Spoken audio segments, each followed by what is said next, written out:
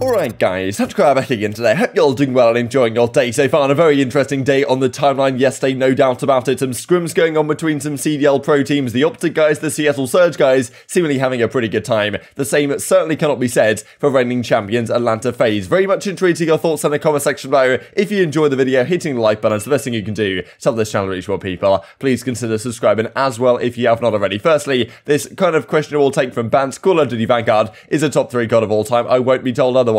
What must be said though is that the Toronto guys in general seem to be having a pretty good time playing this game, and that is something that generally you look at Call of Duty history, the best teams, the best players are the ones that actually really like that year's title. We know that for Scump this has been very clear throughout the entirety of his career. When he's been making a load of content and really enjoying the game, like I remember in Black Ops 3 he'd do like the 70 TDM challenge, pub videos and everything, and then going into World War 2 he basically didn't make any content at all because he wasn't enjoying it. That was probably his worst year as a competitor. Now of course there is some correlation between how much players actually enjoy the game and therefore want to play the game and actually want to improve at it and how good they actually end up being. And well, there's certainly been some indication in the last day or so about which teams actually quite like this title and which teams are certainly not having a good time. And well, maybe Toronto is going to benefit off that if they do actually enjoy this thing, because I think it's quite entertaining to watch from a spectator point of view, but to play it can be kind of questionable, especially in the respawns in the hardpoint, as we will dive into. Natured also like gassing up Drazah right here, hoping, well, his team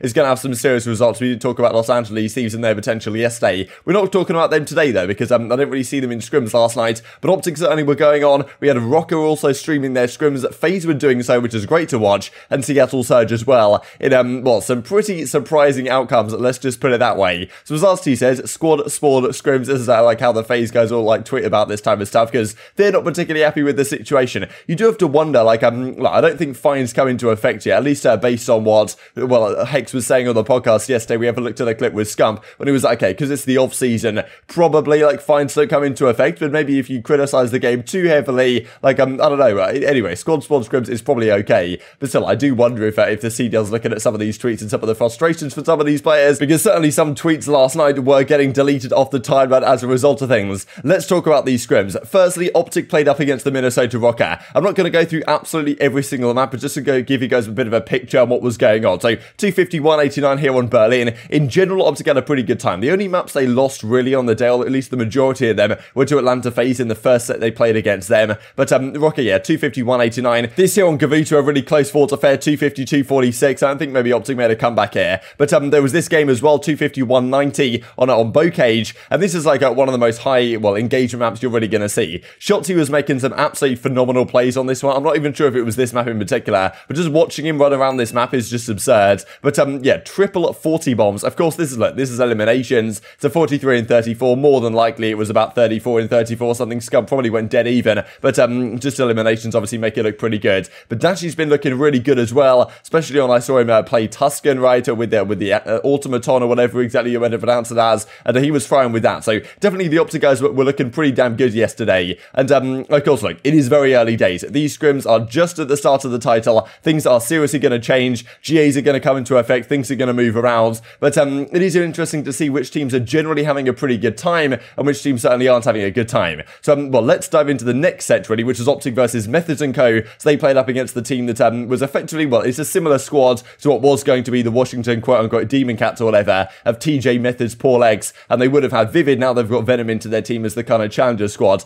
Honestly, if a 12th team does come in and can buy this spot of Envy, I was actually thinking though, like when we talked about what Hastra had to say a couple of days ago, that yeah, there's multiple buyers interested. Like I was kind of just thinking back on that, I think, well, that is what he would say, right? It actually makes a lot of business sense for him to tell the world that, yeah, there are a lot of parties interested. So if anyone is interested, then people are going to, you know, start diving in and making some serious higher offers, because otherwise Envy might be in a tough spot, being effectively forced to sell this spot for potentially a loss if NRG have come up with some clause that means they have to buy it off them. But yeah, bit of a sidetrack right there, but could be some business talk from Hastra, really, not necessarily meaning there are actually too many interested parties. But yeah, versus Methods & Co, 250, 180 here on Berlin, as, I mean, you can see 40 bombs once again across the board, and this also on Tuscan, 250 to 70. I think Methods & Co maybe won one map right here, but, yeah, most of the time it was pretty much, well, the OpTic guys dominating and running away with the preceding 34 and 16 KD for Shotzzy in this one, so not too bad by any means. But the scrim set that really, will set the world on fire to some degree was Seattle Surge playing up against Atlanta FaZe. FaZe in general, the first Search and Destroy tournament, they were looking really good indeed. But yesterday they weren't really having a great time, especially up against a team like Seattle. We would have expected, really, that Seattle come in here. I thought personally that maybe Seattle can be a good team, a competitive team towards the end of the year, and maybe that's how it worked out, right? We are in like the first week and a bit of the game. These scrims don't really mean all that much, but in fairness, they probably have some indication, right? Because the Search and Destroy tournaments we've seen for the last week or so, really since the game came out,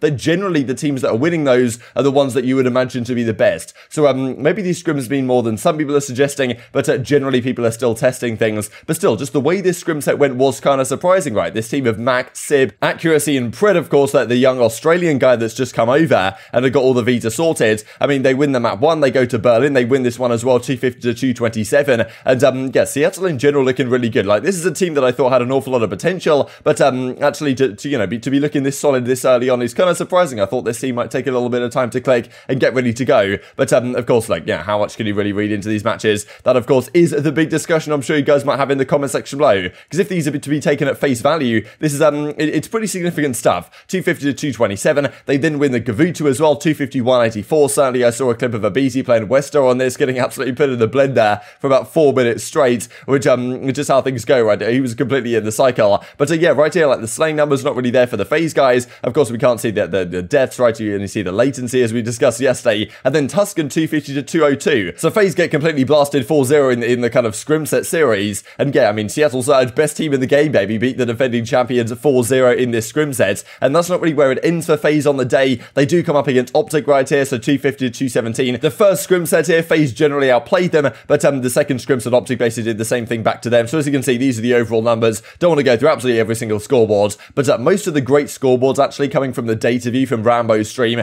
Rambo was codcasting it now, and that was the best watch, honestly, out of any of the POVs. Him just analysing, breaking down like what's going on at certain times, and also you can see the full scoreboard at the end with all the kills and deaths and this type of stuff. But yeah, the first series FaZe started off pretty hot, then OpTic came into things, they won the Bocage and they ran it back again. On Berlin, Gavutu, Tuscan and Bocage, which seem to be the going formats at the present time for hardpoints, even though usually you need 5, so they might have to think about something there, which other one they bring back in, or whether there's another DLC map that comes in, like a London Docks, which I'm sure some of these pros are hoping for. But yeah, OpTic kind of, well, they certainly, looked better towards the latter half of this one, and in the end, it goes 4-4 FaZe OpTic. But the real story being Seattle Surge with that 4-0 sweep of FaZe in the series that they played up against. OpTic overall go 12-6 map count. There's a nice little, like, Imgur gallery right here with all the scoreboards from the end of things that Joey Update put on the OpTic Update Twitter. But well, these are some of the tweets that were tweeted, and then since have been deleted. This, for example, from aBeZy, there was maybe a few of these, I don't know, this is the only one I managed to catch. This game takes negative thought process to play in hardpoint. We're in for a great year, sarcastically, I'm sure aBeZy is saying it. And there's certainly a lot of talk about, well, ideas like this really from aBeZy, because, well, look, FaZe obviously enjoyed the game last year. They had monstrous amounts of success. Now, this year, is it going to be the same deal, right? If they're really not enjoying the game, as it seems they are not, every single tweet they do at the present time is not really in favor. You can see right here, like, Illy tweets out looking for some sort of challenge. Simp says, you know, me and Arcitys are down, and then he goes, actually, no, just Arcitys, I need to regain, right? Like, I just I need to, you know, get back off the floor after these scrims having a difficult time as a result of it. Like, this, for example, from Arcitys, I played 3 sets of scrims. I actually think I haven't used my brain once playing this game. Now, that's really the thing, right? Like, if the FaZe guys aren't enjoying this title, as it doesn't seem they particularly are right now, some players are generally having a good time. FaZe do not really seem to be enjoying themselves. Of course, things could change. The game is certainly going to change over time. It is going to evolve, and the FaZe guys know what it's going to take to win and, you know, actually improve. But if they're not enjoying the game, that doesn't necessarily paint the greatest picture for FaZe's continued dominance going into this year. But of course, well, things could all change. It is early days, and this is really what Ben J. Asim is saying, right? And some people, like, you know, Ben, I think, is making a fair point.